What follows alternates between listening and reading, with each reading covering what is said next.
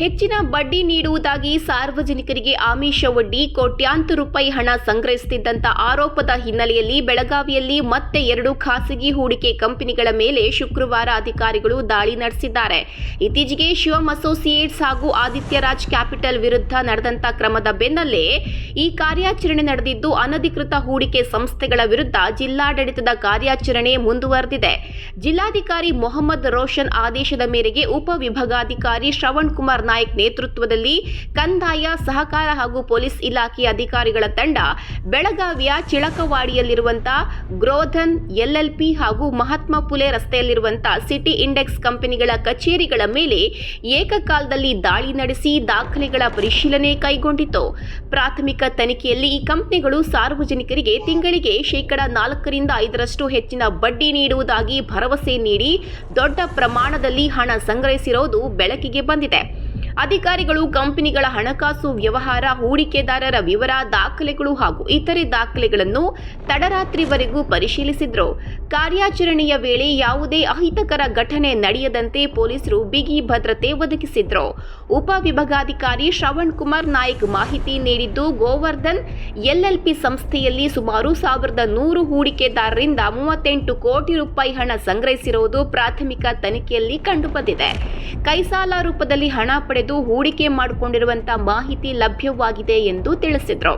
ಇವತ್ತು ಮಾನ್ಯ ಜಿಲ್ಲಾಧಿಕಾರಿಗಳ ನಿರ್ದೇಶನದಂತೆ ನಮಗೆ ಬಂದಂತಹ ಮಾರ್ಕೆಟ್ ಇಂಟೆಲಿಜೆನ್ಸ್ ಪ್ರಕಾರವಾಗಿ ನಾವು ಈ ಗೋವರ್ಧನ್ ಒಂದು 2 ಕಂಪ್ನಿಗಳಿಗೆ ನಾವು ಇವತ್ತು ಕಾರ್ಯಾಚರಣೆಯನ್ನು ಮಾಡಿದ್ದೇವೆ. ಒಂದು ಗ್ರೋಧನ್ ಅಂಥೇಳಿ, ಇನ್ನೊಂದು ಸಿಟಿ ಇಂಡೆಕ್ಸ್ ಅಂಥೇಳಿ. ಸೊ ಇವೆರಡರಲ್ಲೂ ಪ್ರಪ್ರಥಮವಾಗಿ ನಾವು ಗ್ರೋಧನ್ಗೆ ಹೋದ್ವಿ. ಸೊ ಅಲ್ಲಿ ಸುಮಾರು 1100 ಜನ ಏನು ಇನ್ವೆಸ್ಟ್ಮೆಂಟ್ಸ್ಗಳು ಕಂಡು ಬಂದಿದ್ದಾವೆ. ಅದರಲ್ಲಿ ಅರೌಂಡ್ 38 ಕೋಟಿ ಏನು ಜನರಿಂದ ಹ್ಯಾಂಡ್ ಲೋನ್ ರೂಪದಲ್ಲಿ ಏನು ಅಮೌಂಟನ್ನು ತೊಗೊಂಡಿರೋದು ಸ್ವಲ್ಪ ನಮ್ಮ ಗಮನಕ್ಕೆ ಬಂದಿದೆ. ಸೊ ಆ ಪ್ರಕಾರವಾಗಿ ನಾವು ರಿಪೋರ್ಟನ್ನು ರೆಡಿ ಮಾಡಿ ನಾಳೆ ಬೆಳಗ್ಗೆ ಮಾನ್ಯ ಜಿಲ್ಲಾಧಿಕಾರಿಗಳಿಗೆ ಒಪ್ಪಿಸ್ತೇವೆ. ಅದೇ ರೀತಿ ನಾವು ಸಿಟಿ ಇಂಡೆಕ್ಸ್ ಸೊಲ್ಯೂಷನ್ಸ್ ಏನಿದೆ ಆ ಕಂಪ್ನಿಗೂ ಸಹಿತ ಇವತ್ತು ಬಂದಿದ್ವಿ. ಇಲ್ಲಿ ಸ್ವಲ್ಪ ಕಾರ್ಯಾಚರಣೆ ನಡೀತಾ ಇದೆ. ಸದ್ಯಕ್ಕೆ ನಮಗೆ ಒಂದು 1500 ಇನ್ವೆಸ್ಟ್ಮೆಂಟ್ಗಳು ಕಂಡು ಬಂದಿದ್ದಾವೆ. ಅರೌಂಡ್ ಒಂದು 30 ಕೋಟಿ ರೂಪಾಯಿ ಇವತ್ತಿನ ಮಟ್ಟಿಗೆ ನಮಗೆ ಅಮೌಂಟ್ ಆಗಿರೋದು ಗೊತ್ತಿರೋದು ಬಂದಿದೆ. ಇದು ಸ್ವಲ್ಪ ಡಿಬೆಂಚರ್ ರೂಪದಲ್ಲಿ ಇವರು ತೊಗೊಂಡಿದ್ದಾರೆ. ಸಬಿ ರಿಜಿಸ್ಟರ್ಡ್ ಅಂತ ಹೇಳಿದ್ದಾರೆ. ಸ್ವಲ್ಪ ಡಾಕ್ಯುಮೆಂಟ್ಗಳು ಇದ್ದಾವೆ. ಅವನ್ನ ಸ್ವಲ್ಪ ನಾವು ವೆರಿಫೈ ಮಾಡಲಿಕ್ಕೆ ಟೈಮ್ ಬೇಕು. ಹಾಗಾಗಿ ಇದು ಸಿಟಿ ಇಂಡೆಕ್ಸದು ಕಾರ್ಯಾಚರಣೆಯನ್ನು ನಾವು ನಾಳೆಗೆ ಮುಂದುವರಿಸ್ತಾ ಇದ್ದೀವಿ. ಸದ್ಯಕ್ಕೆ ಅದನ್ನು ಸೀಸ್ ಏನು ಮಾಡಿಲ್ಲ, ಲಾಕ್ ಮಾಡಿದ್ದೇವೆ. ಅವರಿಗೆ ಹ್ಯಾಂಡ್ ಓವರ್ ಮಾಡಿದ್ದೇವೆ ವ್ಯಕ್ತಿಯನ್ನು. ನಾಳೆ ಅವರು ನಮಗೆ ಕೋಆಪ್ರೇಷನ್ ಕೊಡಬೇಕಂತ ಹೇಳಿದ್ವಿ. ಜನರಿಗೆ ನಾವು ಹೇಳೋದು ಇಷ್ಟೇ, ತಮಗೆ ಅತಿಯಾದ ಒಂದು ಬಡ್ಡಿ ಒಂದು ಆಮಿಷವನ್ನು ಒಡ್ಡಿ ಸಾಕಷ್ಟು ಕಂಪ್ನಿಗಳು ರಿಜಿಸ್ಟರ್ಡ್ ಇದ್ದೇವೆ ಅಂತ ಹೇಳ್ತಾರೆ. ಬಟ್ ಅವರ ಕಾರ್ಯಾಚರಣೆ ಹೇಗೆ, ಏನು ಕಾರ್ಯವೈಖರಿ ಹೇಗೆ ಅನ್ನೋದನ್ನು ಸ್ವಲ್ಪ ತಾವು ತಿಳ್ಕೊಬೇಕಾಗ್ತದೆ.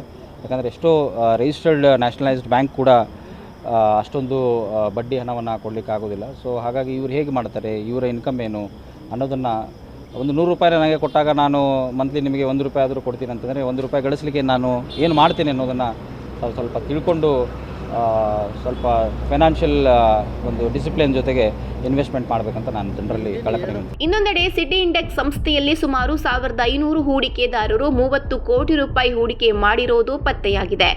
ಡಿಬೆಂಚರ್ ರೂಪದಲ್ಲಿ ಸಾರ್ವಜನಿಕರಿಂದ ಹಣ ಸಂಗ್ರಹಿಸಿರುವುದು ದಾಖಲೆಗಳಿಂದ ಗೊತ್ತಾಗಿದೆ. ಕಂಪನಿ ಸೆಬಿಯಲ್ಲಿ ನೋಂದಣಿಯಾಗಿರುವ ಮಾಹಿತಿ ಲಭ್ಯವಾಗಿದ್ದು, ಅದರ ಕಾನೂನು ಬದ್ಧತೆ ಹಾಗೂ ಹಣಕಾಸು ವ್ಯವಹಾರಗಳ ಕುರಿತು ಅಧಿಕಾರಿಗಳು ಸವಿಸ್ತಾರ ತನಿಖೆ ನಡೆಸುತ್ತಿದ್ದಾರೆ.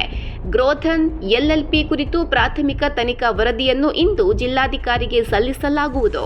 ಸಿಟಿ ಇಂಡೆಕ್ಸ್ ಸಂಸ್ಥೆಯ ಮೇಲಿನ ಪರಿಶೀಲನೆ ಕೂಡ ಶನಿವಾರ ಮುಂದುವರಿಯಲಿದ್ದು, ಸಂಪೂರ್ಣ ವರದಿ ಸಲ್ಲಿಸಿದ ಬಳಿಕ ಮುಂದಿನ ಕಾನೂನು ಕ್ರಮ ಕೈಗೊಳ್ಳಲಾಗುವುದು ಎಂದು ಶ್ರವಣ್ ಕುಮಾರ್ ನಾಯಕ್ ತಿಳಿಸಿದ್ದಾರೆ. ಸಾರ್ವಜನಿಕರ ಹಣ ದುರುಪಯೋಗ ಮಾಡಿಕೊಂಡಿರುವ ಆರೋಪದ ಹಿನ್ನೆಲೆಯಲ್ಲಿ ಈ ಕಾರ್ಯಾಚರಣೆ ನಡೆಸಲಾಗಿದ್ದು, ಟಿಳಕವಾಡಿ ಹಾಗೂ ಶಹಾಪುರ ಪೊಲೀಸ್ ಠಾಣೆ ವ್ಯಾಪ್ತಿಯಲ್ಲಿ ಪ್ರಕರಣಗಳು ದಾಖಲಾಗಿವೆ.